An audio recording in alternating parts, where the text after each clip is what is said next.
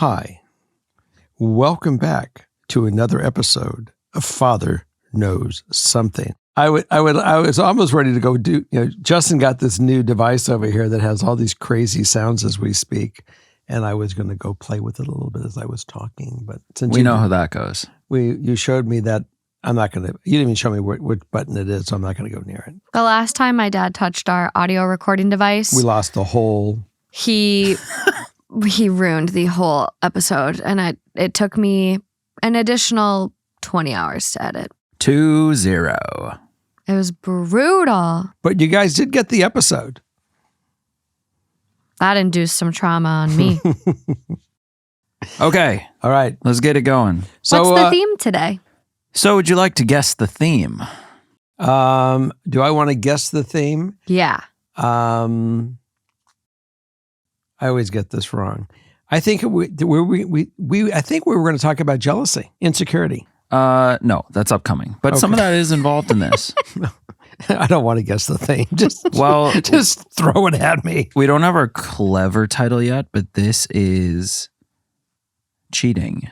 Or maybe cheating. Or not cheating, but it seems like it.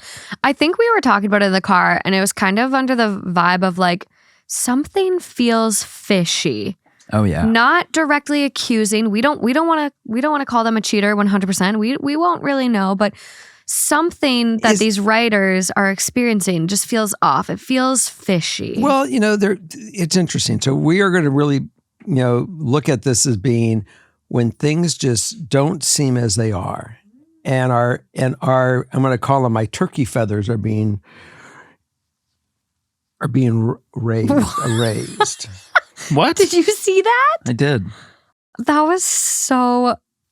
Your feathers are just getting up, and it's kind of like, you go, ooh, something's just not right. It's a good thing we have a nice camera because we can zoom in. And really? Oh my Okay.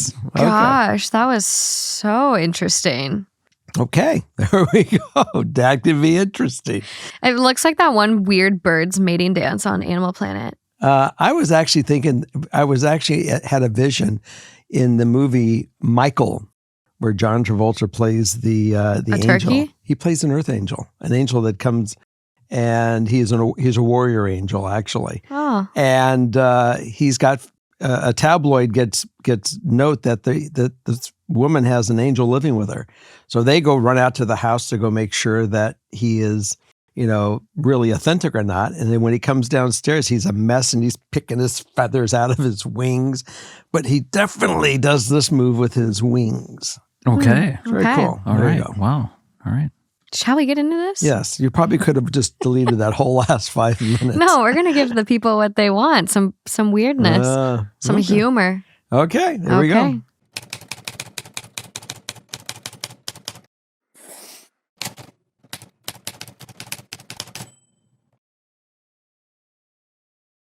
We're going to start this episode off with a response to one of the stories we read that I thought was really important to share. Okay.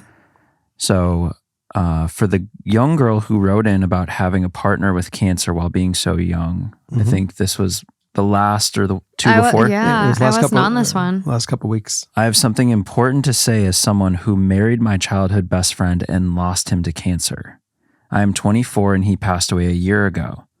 With a diagnosis comes a lot of fear and unknown. You have to take every moment as it comes. Even if you're tired and not feeling up to much, his energy is not guaranteed. Live every day and moment with your partner as if it's your last. Lean on each other and be honest. Be vulnerable about what scares you both. Be there for him during his treatments and procedures. This isn't a normal path people our age take, but it takes courage to be there through sickness as severe as cancer. Make memories, take photos, be optimistic, but live every day and moment like it's your last. Go on that date, go on that walk, watch that movie in bed. Take that time he has energy to be intimate and use it. It's okay to say no to things, but remember, tomorrow's never promised and you don't want regrets. Love each other wholly and fully and lean on each other when it gets scary. I suggest you both start therapy individually and as a couple. It is going to take a village, but you can do it. Thank you. And that is really beautiful. Yeah. It says it all. And for a 24-year-old woman to be able to articulate that the way that you did, life experience got you there too. Yeah, so sorry. So sorry for your loss. Ugh. I'm about to cry over here. So I thought that was important because is. that one was a tough one. And one thing that was very positive for you is that this set a standard of what kind of person that you were with, and that the next person you were going to be with will be as wonderful and beautiful in different ways, that your life will be fulfilled and really filled. Allow yourself to love. It's a good message for everyone. Yeah, I mean, it is. Cancer or not, I mean, obviously someone with an illness is in a different world than someone who's healthy, but I mean, tomorrow is guaranteed for no one. So that is correct. Live your life and don't sacrifice your happiness and well-being, and just look after yourself and your loved ones and be happy and in good relationships. You're beautiful. Thank you very much for sharing that with us. Okay. Okay. Let's get into Let's get into our story. Okay. Rock and roll. Number 1. I, 27 female, think my fiance, 22 male, is cheating on me, and I don't know what to do. Hi, Jerry, Morgan, and Justin. I'll try to make this as short as I can without missing key details. I've been dating my partner for 3 years now, engaged for nearly 2 of those, and we were friends for 2 years before we got together. So we've known each other for 5 years. Lately, I've noticed a shift in my partner's behavior towards me. He used to love buying me gifts, spending time with me, and doing activities. He would wait for me to come home from work and be so excited when I got home. Now, I can barely get any attention from him, and he didn't buy anything for Valentine's/anniversary at all. Not even a card, which is all I asked for or even wanted. I struggle with sexual intimacy as I am a larger girl and have had severe body image issues since I was about 13. I'm doing what I can to address this, and he is aware of this, however, is starting to grow impatient. Around 3 weeks ago, he was acting strange all night at home. I asked him why, but he brushed me off. That night, I couldn't shake the feeling that something was wrong, so I looked on his phone. A lot of people might say this is wrong, but we have always had free access to each other's phones without issue. When I went on Snapchat, I found that he had been messaging a girl on there who was his Snapchat best friend. However, the chats had been cleared from the feed. I tried to wait until morning, but ended up waking him to ask what was going on, and we ended up having a huge argument where he put a hole in our wall and smashed his phone. His reasoning for clearing the chats was that he knew I would get mad, but he had known her for ages. Mind you, they aren't friends on any social media, and he's never even mentioned her before. I tried to let it go, however, they still message each other frequently, every day, and they only ever snap when I'm not around. The chat history is always cleared, and I can never see or find out what they talk about. Today I wanted to look for something on his phone as mine was in the middle of something else, and he wouldn't let me. I know he was messaging her, and he hadn't cleared the feed, which is why he wouldn't let me use his phone. I've made it clear on multiple occasions that I am uncomfortable with their friendship and that I think he has feelings for her, but he denies the whole thing and continues the same behavior. I wanted to let this go, but I just can't. When I'm awake alone at night, it's all I can think about. It makes me feel sick and triggers my anxiety. What else can I do to make him realize I don't like their friendship without sounding controlling or dictating?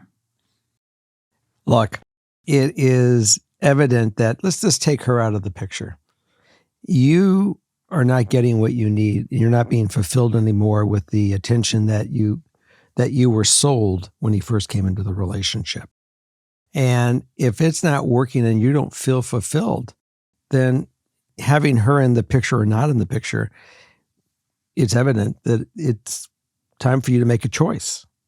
And if your choice is to move on with your life, then bravely move on with your life and see how he reacts when you say to him, you know something, I'm not feeling the love anymore.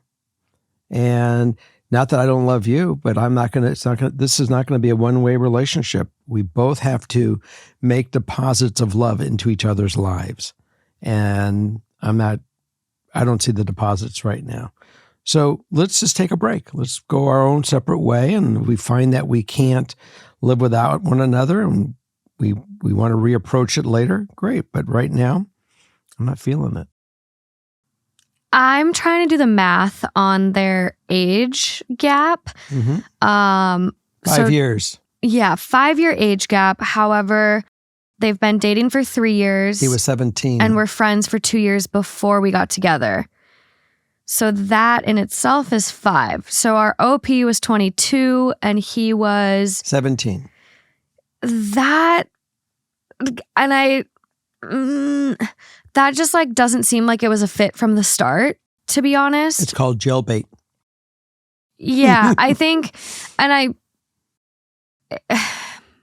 I get some people can, graduate high school at 18 and be in different stages and all of that. But I think it's interesting if one person in the relationship, especially at those stages in life, if one is in high school and one can already drink alcohol, it's just kind of a weird vibe for me. And yeah, they didn't get together until he was 19, but it just doesn't feel the greatest match to me.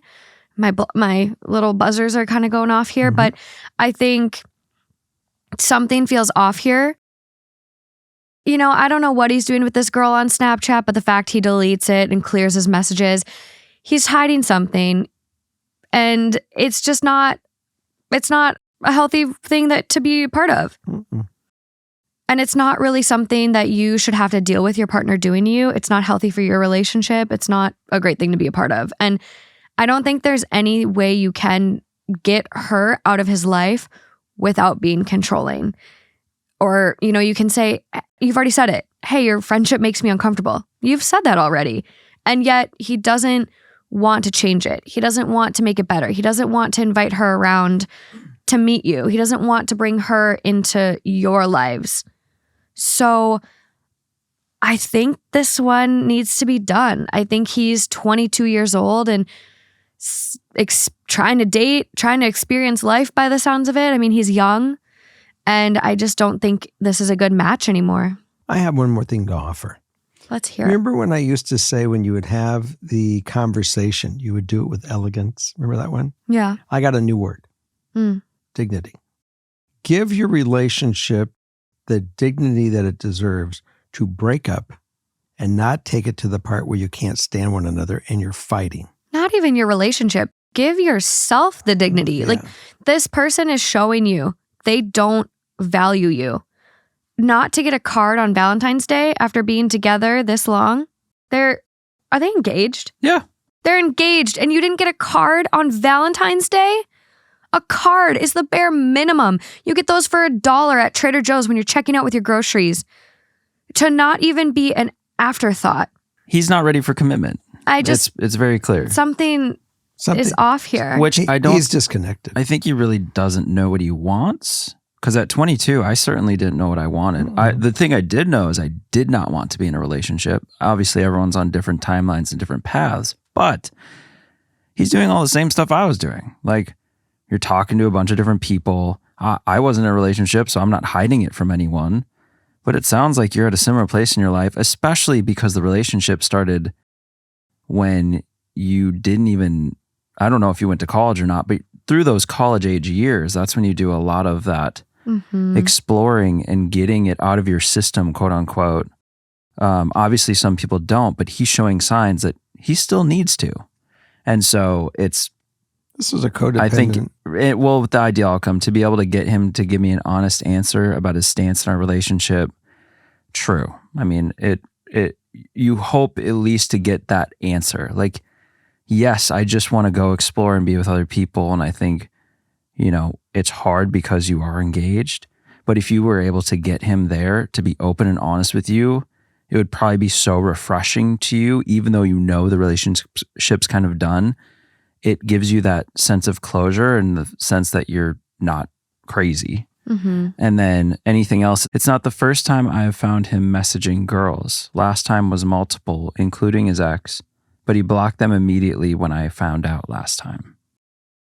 So, this is a pattern. He's been caught in the past and he wasn't making that same mistake twice. That's why he's deleting the chat. He wants to have his cake and eat it too. And This is all about you. This is not about him. Your answer is that this is not fulfilling you. You take the thing to say, you know something, buddy?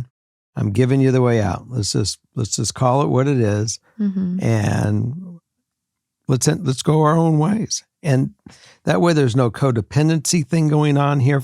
That could be an issue here while you're still together, because you're living together, and you get into these codependent relationships. I would simply just walk from it. If you're living in a mutual unit, get your own place. If it's your place, pack his bags and say, I would like to, if we decide to stay together, go find a place. And if you want to date or each other, and we want to get back to where we were, but we're not in a good place right now. And let him really think about where he is, because you are asking him to grow up very quickly. When you met him, he was 17, he was a boy, and now he's a young man. And he's out there. He's just not focused at this point in time. Yeah, it's just not a good match by the sounds of this. Yeah, not right now. Fool me once, shame on you. Fool me twice. Shame on me. Fool me 3 times. Oof, that's a bad habit. Okay, let's move on. Okay, number 2. Hello. So here's the situation. My female 25 parents split when I was 13. My dad had a new relationship with a woman from work. It was hard in the beginning, and I know it still affects me in my relationship today. I even went low contact with my dad for some time in my teens, but luckily was able to restore my relationship with my dad, and in the process, got really close with his new girlfriend. I would even go as far to say the divorce of my parents was the best for all of us to happen, as everyone was just much happier after the dust settled. A perspective gained after therapy unrelated to the divorce. September last year, I found out that my dad was cheating on his girlfriend after 10 years. I found this out by putting some pieces together on my own and just straight up asking him. He confirmed that he was having an affair with an old school friend of his. I have known this woman casually for a while. He explained it was a new thing that just happened on a school reunion. I'll be honest, I did not take it well, but I went home before I really said anything. I did tell him how I feel about it about a week later in a calm way. I have definitely distanced myself since, but it gets worse. After a couple months, Dad has moved on to his new relationship with full force, like spend Christmas with her family full force. Meanwhile, I got a text from old girlfriend asking for a phone call that I agreed to. This is when I found out. My dad broke up with old girlfriend in a 5-minute conversation. She does not know he has a new girlfriend and was even 100% sure there was another person, and they have not talked except one letter since. Old girlfriend was completely blindsided and never got a conversation. I cannot help but feel incredibly disappointed at this whole thing. I now can only see my dad as a selfish coward, dealing with things by ignoring them until they go away. I value honesty and integrity in myself and the people around me. I always have. And my dad repeatedly going against these values makes me want to distance myself from him even more. But he is my dad and I love him. Apart from this, we do not really have any problems, and I actually consider myself as privileged to have a supportive dad that loves me no matter what. But I shake this feeling of disdain.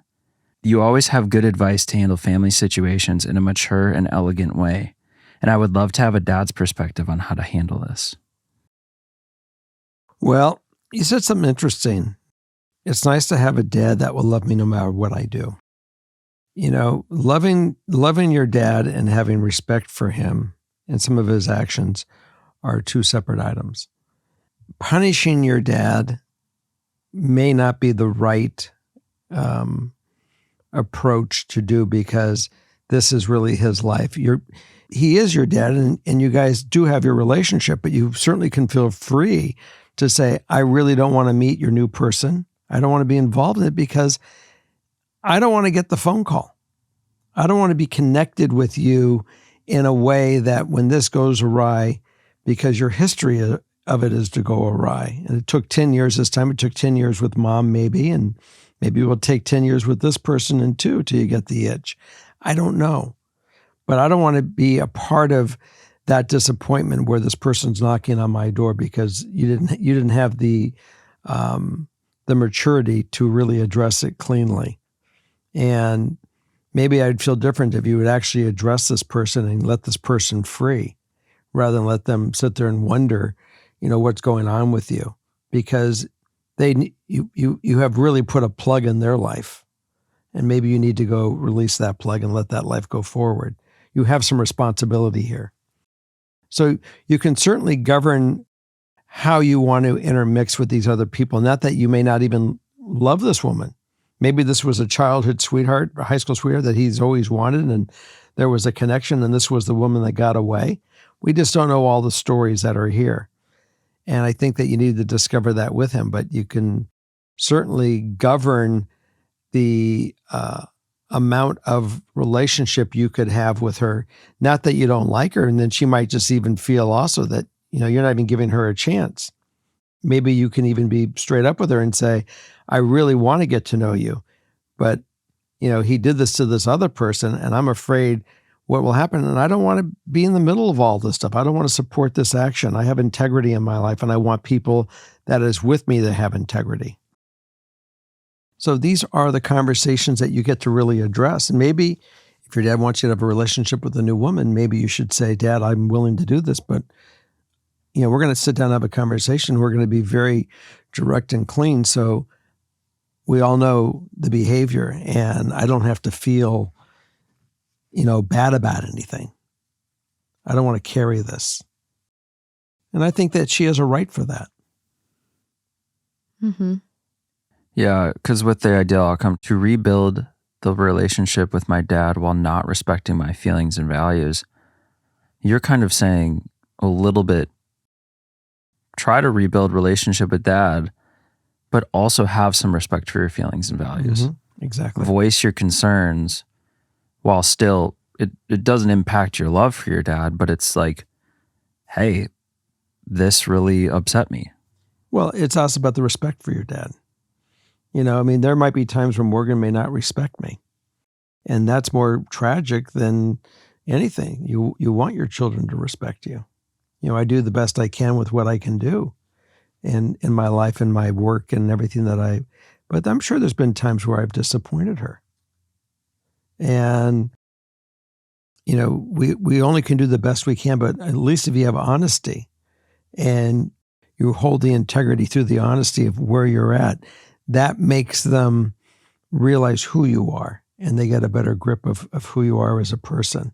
And I think that's going to be the catalyst to make the relationship work. Yeah, I think there's also something to be said, and there's a quote, I don't really remember exactly what it is, but it's something along the lines of, we all come to a day where we realize our parents aren't heroes, they're human. Mm-hmm. And I think it's hard when you've grown up looking up to your dad or your mom and they can do no wrong and all of this, and then you find out, oh, my dad's a cheater. And it's kind of this like glass shattering moment, and it's disappointing, it's gutting, it's all of these things, and it sucks. Like, yeah, the dad's being scummy, like not communicating to your partner of 10 years why you want to split up and you cheated, and yeah, it's scummy. It's been one scummy move in relationships after another, but it's your dad. Like, it's what he wants to do in his romantic life. It sucks, but that's what he's going to do. But I think it kind of comes to a point where it might be healthier for our listener to kind of like compartmentalize that. Like, whatever my dad wants to do in his relationships, that's up to him. I'm going to take my dad at the face value of how he treats and loves me. And you just draw the boundary where you're like, hey, I don't want to get involved in your relationship. Like, you have no reason to feel bad that his ex is calling you. Like, maybe you could even argue that was inappropriate of her to do. So I think you just draw the boundary with him and say, hey, your relationships are your relationships. I don't really want to interact with them. I love you, but like, watching how all this has played out has felt bad. You cheated on a partner of 10 years, just like you did to mom. And I don't think that's fair. What happens if he says to her, I really want you to get to know her? You know, maybe if you guys stick together down the road, I'll reevaluate. But as of right now, it just doesn't feel right. With how things ended with your last relationship and not giving her an explanation after 10 years and me getting a phone call, me having to explain, that puts me in an unfair position, Dad. Like, you need to respect my boundary and you can have your relationship. I'm not giving you an ultimatum. It's me or her. I'm just saying I don't want to be a part of it. And I would appreciate it if you would respect that. Should she decide if he says that to her, there is a condition for me to do this? And if we have a certain conversation, or is there can she give him a way of accomplishing that goal? I think it's up to our listener, whether that's time, if they're together in a year, if they're together in 2 years, if the dad apologizes to the ex and explains things and moves forward in an adult fashion, then yeah, I think that's just kind of up to our listener of what the boundary is and what feels right for her. Right. It's a weird balance between, not caring what he does with his love life, but also it does involve you in some ways, and you're just voicing your, how it affected you when all this went down, especially as, he's probably hoping you integrate into this new one. So it's kind of like, it's kind of a middle ground between the two, because with the ideal outcome, it's what's sticking out to me while not respecting my feelings and values. I don't think you should do that to yourself. Yeah, I was wondering when you read that, I was like, is respecting supposed to be another word? But it almost seems like if that's how it's written, not respecting my feelings and values, like you shouldn't have to sacrifice your values. Right. And you shouldn't have to sacrifice. Compromise is the word. She shouldn't compromise her values. You don't have to. Whatever, word you want to put in there, but your feelings are valid. And what your dad did is shitty, especially because you lived it firsthand with your mom. It's a cycle that keeps repeating. So it would be hard to see, especially, I think a lot of us have issues in terms of relationships. I know I personally do, whether that's fear of abandonment or daddy issues, whatever you want to call it, your attachment style, you have insecure attachment styles, whatever that is. I think a lot of that does come from our childhoods and trauma and parents or lack of parents, or seeing our parents model unhealthy relationships in front of us. I know, what we grew up with, me, my brothers, all of us, from our mom's relationships or our dad's relationships or anything, like those relationships and what we saw had an impact on us. Absolutely. And so our writer, this could impact her. And so I don't think your values and your feelings should be sacrificed or compromised or neglected or not respected anymore. You're an adult. You can have an adult relationship with your dad. I will say this, that I'm glad that you remember the fact that, he said that, love is unconditional and I will love you, or you said that you'll love him no matter what. It would be, I think, if you're able to have the conversation with him, that you can articulate all these feelings and come up with a solution that you can move forward and bind with him and whoever his mate is at the time, that it will help you cultivate a deeper relationship with him, and you'll gradually grow. And relationships in life is always a growing experience. So don't deny yourself this either by not, coming forth and doing exactly what he should have done, is had a conversation. I see that. Yeah. So. Yeah, I just think you have to proceed with whatever feels best for you and not sacrificing your feelings and boundaries and values, because you can have a relationship with your dad and not necessarily his partner. It's doable. Just whatever, you'll let us know how you'll let us know how what you wanted and how it it came through. Give us an update in a few weeks or a month or whenever. Yeah. Keep us in the loop. Absolutely. All right, Justin. Moving right along. Number 3. Onward and upward and forward. Yes. Number 3. Nice. Want to try a harmony? We'll all do it. Number 3. 3. Oh, Justin. You got to go. So okay. Who's going to come in high? 1, 2, 3. 3. I think we just got to move on. Let's move it. This Let's is do too it. hard. Hi, Jerry, Morgan, and Justin. I love this podcast and 2 Outtakes, and I'm hoping that you guys can help me. I, 21 female, have been with my boyfriend, 25 male, for 3 years. He was in the military until recently, so most of our relationship was long distance. Despite the distance, we still had a fantastic relationship and made the most of the time we had together to do the things we enjoyed. When he got out of the military last month, I thought that we could finally start the next stage of our lives together, and we were planning on moving in together. But yesterday, all of that fell apart. I woke up to a message from my friend saying, "Hey, I didn't realize that you and boyfriend had broken up. When did that happen?" Confused, I told her that we were still together. She replied with screenshots of a Tinder profile belonging to him. His name, age, job, interests, and other info were all there, all accurate. I had taken 2 of the photos on his profile, and both of those photos had my dog in them. One of them even had been taken in my house. I found out this information 2 hours into my 12-hour shift at work, and it took everything in me to keep it together. After work, I phoned him and asked him why the fuck I was looking at photos of his Tinder profile. Initially, he lied and tried to deny it, saying, "I don't know what you mean. I don't have a Tinder profile." But eventually he gave in and admitted it. He told me that he had only downloaded Tinder the night before, claiming that he was so lonely and missed me so much, he just wanted to see me and he didn't know what to do. So he downloaded Tinder. Like, what? I don't know if I believed it or not, but either way, I just cannot bring myself to understand what he was thinking.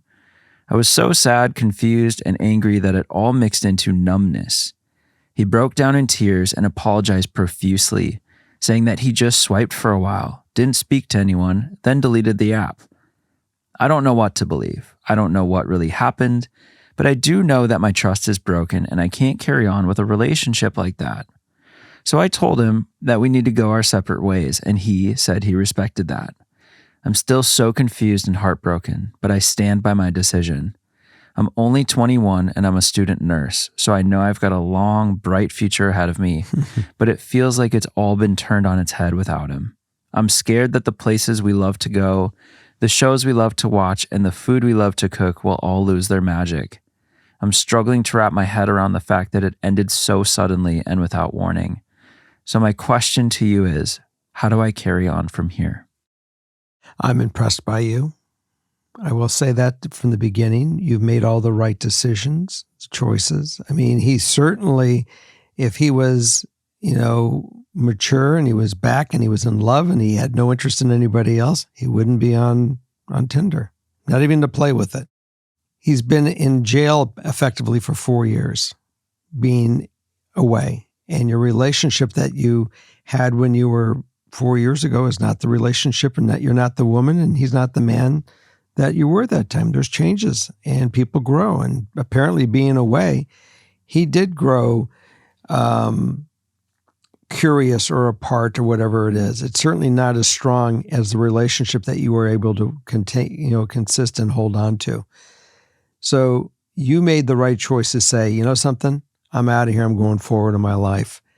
And I'm sorry that if he had any doubts, he should have shared them with you a long time ago. This dude's just full of shit. Yep.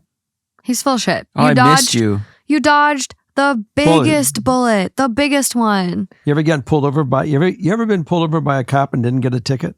Yeah. You got the warning? You've said this analogy. It's a good one. It's a good one. Yeah. You got pulled over for a ticket with this guy and they let you go with a warning. Now you go on. And it's sad, like you're blindsided. Mm-hmm. But I think you brought up the key point where he was like, I missed you. I was so lonely. I downloaded Tinder. What the fuck is that? Have you never heard a worse excuse? Have you never heard of FaceTime? Couldn't you have called me? Call me. What? It is the way he flipped this on you so fast. First he lies versus just being honest right away. They always try to lie at first. And then he comes out and then just to flip it on you with, I don't know, quite frankly, this feels like gaslighting to me. To me. Well, yeah. It's weird. It's manipulative. He tries to shift the blame, tries to find a workaround.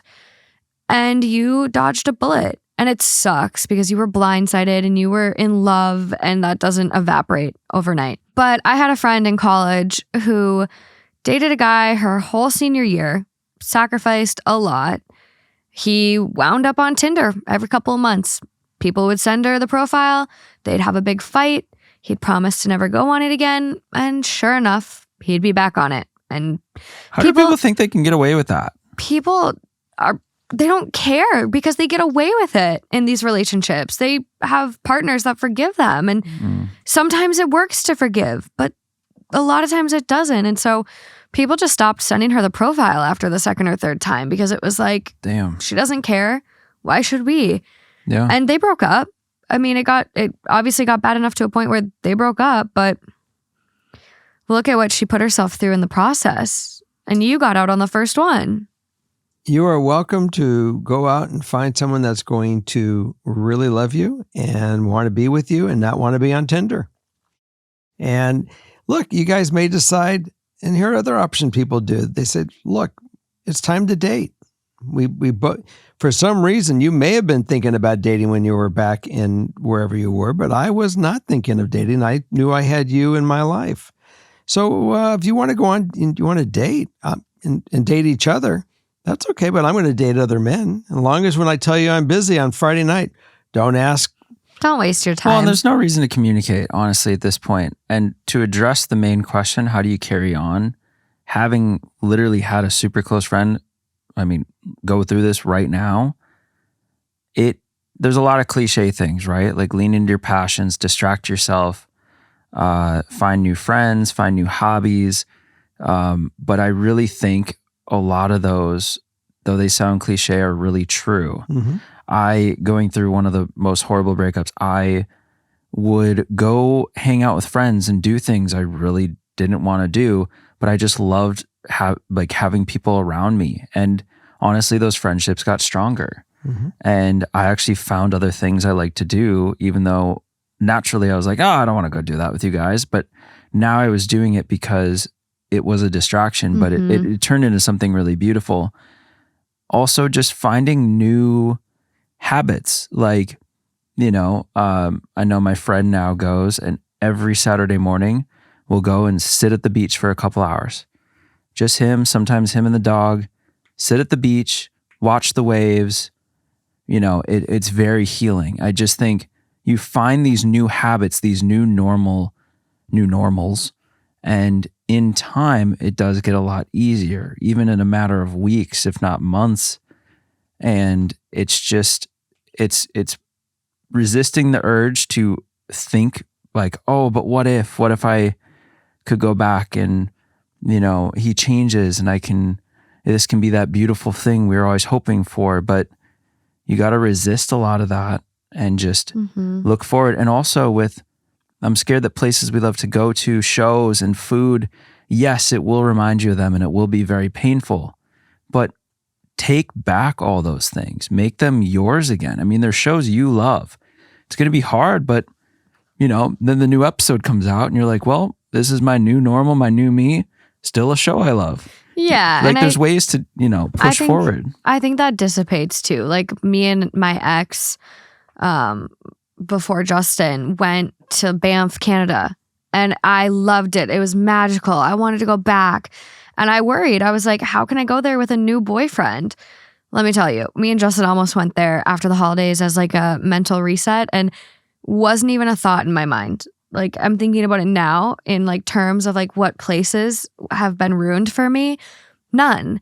Once you heal, as hard as that is going to be, it all just kind of fades away and you start going to those same places with someone new, or you go with your friends and like you remember, oh, the last time I was here, it was with my friends and we got shots and that bartender gave us free drinks and it was so fun. Like you replace it and it gets easier with time. Step out of your box. Do things that you would not normally do. Look for new adventures. And I will tell you, you'll heal quicker than you ever thought. And when you finally do stumble across him, you'll say, "What did I ever see in him?" Well, another thing, it'll never be harder than it is right now. Yeah. And you can say that even the clock ticks forward another minute, it'll never get harder than right then. It's going to continually get better and better. It only is up from here. Especially if you set like the boundary now and you don't do the yo-yo game of back and forth. And I think that when you like reopen a fresh wound, it's like, or a scab, you know how sometimes you rip off a scab and it hurts worse than the original wound? Yeah. I think that's easy to fall back into. Until you like get scars. I've given a lot of people second chances, especially cheaters, and it doesn't get better the second time. Yeah. I've learned one thing about relationships. When you start keeping score, the game is over. And, it's always best just to roll on and go forward at this point in time, especially since he did prove who he is. Yeah. And, a month apart isn't going to fix it. You guys were just apart for 4 years. That didn't fix it. So yeah. Long distance is hard. So long distance is really hard. Move on bravely, have a good time, and enjoy your life, and enjoy meeting people, and opening the door to just a variety of new adventures. Take your time as you do it before you decide to settle with somebody. Make sure that you did not just rebound, that you've allowed yourself to grow and experience and find who you are, and then you'll step into the right relationship. For sure. Okay, we got number 4? Yes. Number 4. Let's go. You guys are going to love this one. We haven't had this happen yet on the show. Okay. Oh my God. Hi, Jerry, Morgan, Justin, and Holly. Holly's at her mom's. She gone. I've been an avid listener to both THT and FKS. First, I want to thank you for such an amazing and heartfelt podcast. It has calmed my anxiety throughout my life recently. I listened to your most recent podcast, Coming Clean, and as soon as I got out of my car, home from my commute, I had my very own coming clean to my fiance of 1.5 years. Oh, shit. Dating for 3, best friends for 4. I had been having an internal moral battle with myself since cheating on him about 2 years ago, prior to our engagement. Unfortunately, I have a long track record of cheating on previous partners, and he knows this. I had cheated on him with my previous boyfriend while he was in town, and my fiance, then boyfriend, was out of town for work. I instantly felt sick immediately afterward. The guilt had been progressively building up over time. I wanted to protect him by not telling him, as he had previous trust issues with prior girlfriends due to cheating. We have been planning our wedding for over a year now, and a lot of my parents' money has gone into it. Vendor deposits, wedding dress, etc. He is my absolute best friend. I selfishly don't want to lose him. Although he hasn't made a decision as to whether or not he wants to stay with me yet, I'm not sure if he'll ever be able to fully let go of what I did. I don't want him to live a life with me if he secretly resents me. Should I be the one to break things off officially if he decides he wants to stay? Should we try couples counseling? I understand that it will take work and time, but I'm so lost. I just want what's best for him and his happiness.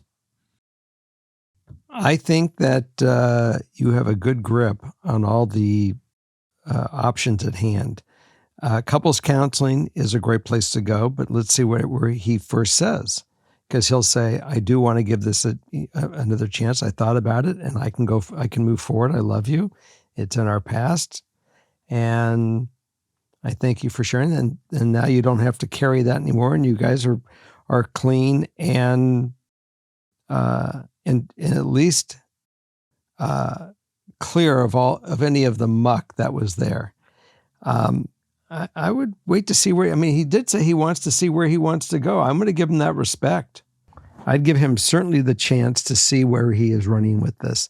And if he says, I'm okay with it, then I would believe that he's weighed it out and he's moving forward. And it's not feeling to think that, if he says I'm going to go forward, that he is going to have this resentment for the rest of his life. He's cleared that with himself. I mean, you can certainly say, are you sure you're not going to have that resentment? This affair was 2 years ago. There has been 2 years of consistent love, consistent reinforcing, consistent relationship with all that stuff behind you. For her.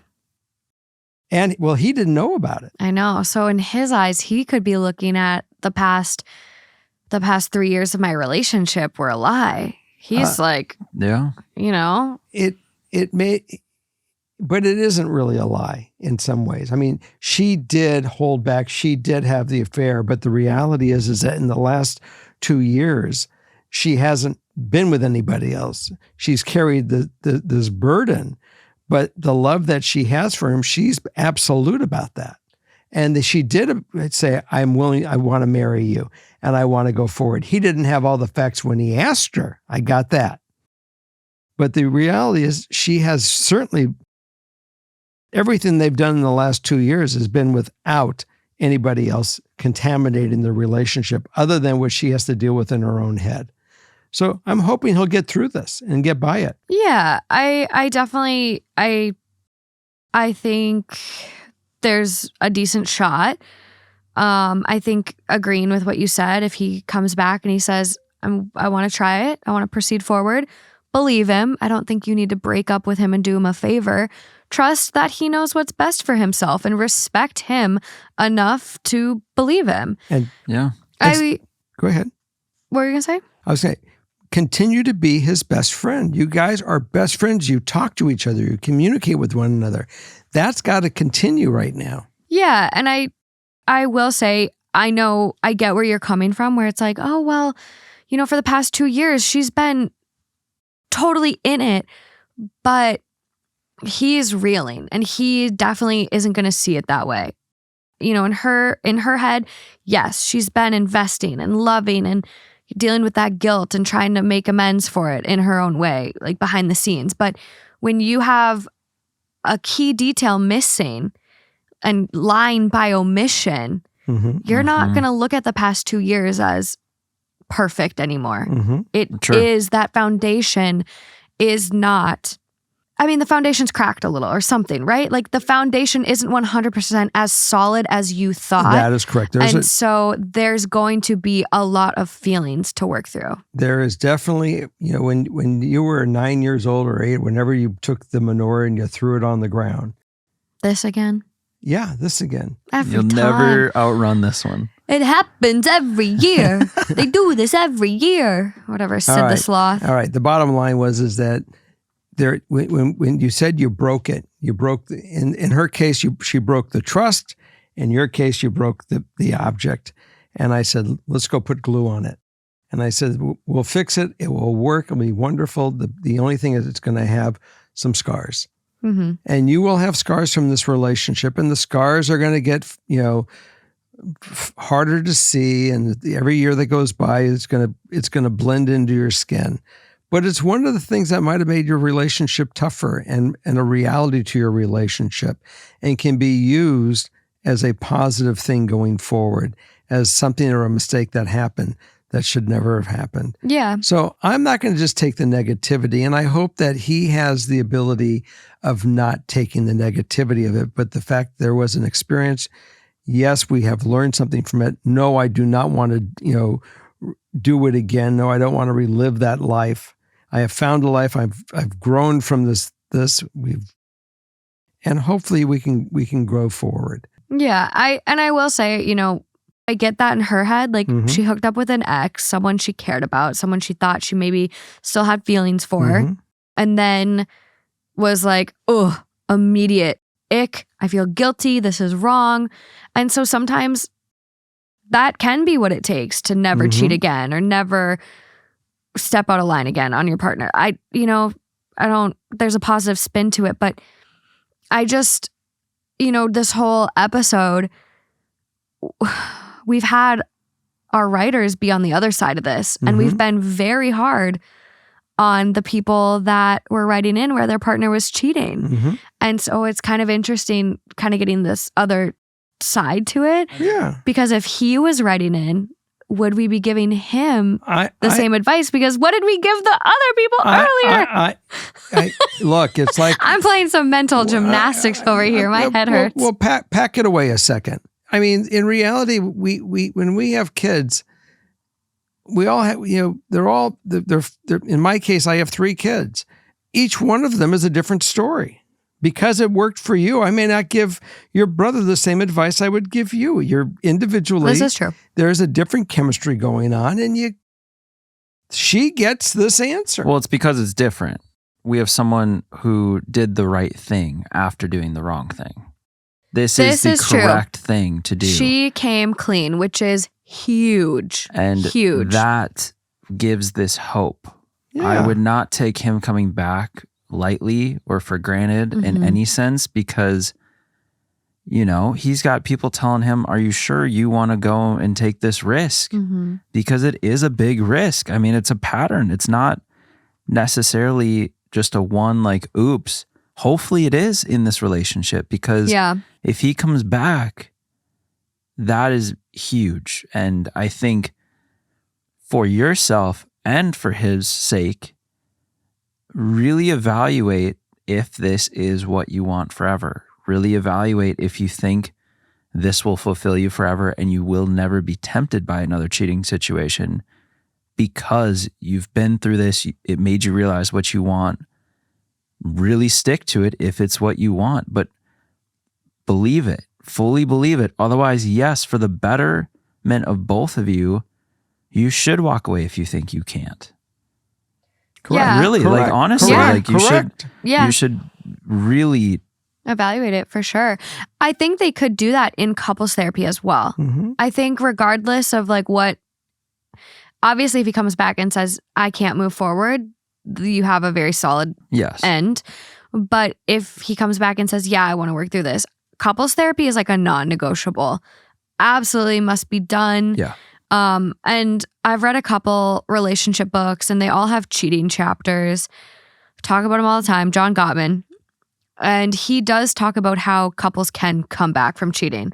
Cheating isn't necessarily a death sentence when addressed properly. I've been in relationships where was infidelity, and it survived. It survived that infidelity. If there was something else that was going on that kept causing infidelity or other things. I mean, obviously, I've never been married, so they didn't work out in the long term. But I've certainly been in a relationship where we came back and worked on the trust and worked on back being and seeing where you go with it. So it's very case by case. It really is sure. case by case. So I'm not talking because I haven't had the experience in this. Yeah. I've certainly have had the experience in this. Yeah. So I wish you luck, and I'm optimistic. I'm going to say one more time: don't stop being best friends. Be honest. Always talk. Share your feelings. Let you know where you're at, and that's going to be the biggest factor here. Right. And if he does leave, at least respect yourself for doing the right thing. Absolutely. I think that's the biggest piece of this, and that's why it's so different from the episode. It's the one that is the flip. Yeah. I'm sorry if you felt like I was picking on you. I have a really hard time being hard on listener write-ins. It's justified, though. I mean, you got to be real. This is about being very, very real to yourself and with each other. For sure. I think that's it for our show tonight. We thank you for joining us. We welcome you to go watch our Patreon that's going to follow this. Yeah. Let's go. I think Justin told me he has 2 Patreon stories. Maybe. And we'll see you next week. And again, thanks so much for watching us. And I hope that we help and makes a difference in your life. Well, again, every time I see all the awesome advice that isn't from us that people go leave on the YouTube, it is just so cool, especially with the one that we started the episode with. I saw so many just comments. Is so powerful. It's such a great little community. I know.